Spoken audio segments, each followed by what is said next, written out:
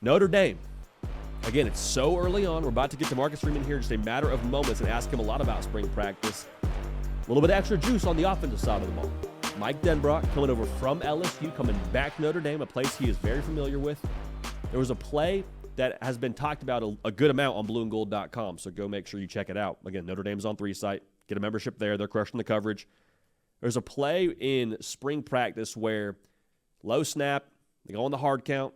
Shout out to the hard count. Shout out our show title. And ball is at Riley Leonard's feet. He picks it up, has a free play, throws it deep, touchdown. And Mike Denbrock kind of starts to chirp a little bit. Like, it's one thing when you're a player that's chirping and you're letting the defense know. When your head coach, I should rephrase that. When your coach on that side of the football, your coordinator starts chirping the defense and starts telling them, like, hey, get used to that. That's what we do here now. Get used to it. Get back to the huddle. That's what it's going to be like here. That inspires some confidence. That inspires some real confidence because it's from the top down. It's not from the team all the way up to the coach. It's like, hey, this is who we are now. Get used to that.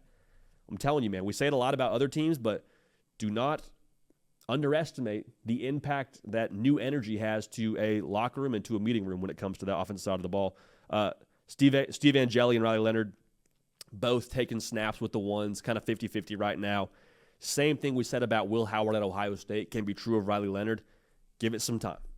Give it some time. Riley Leonard, also worth noting, had an operation on his ankle, so he's still getting healthy there.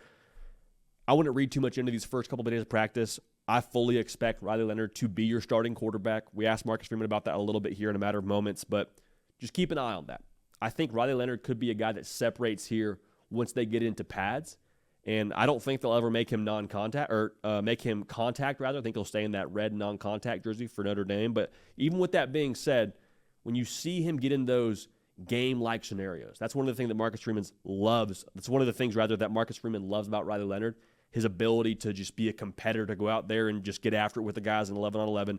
I think that's where you will see Riley Leonard really start to separate, and not so much these routes on air and throwing 7-on-7. Give him time. I think he is going to win the job.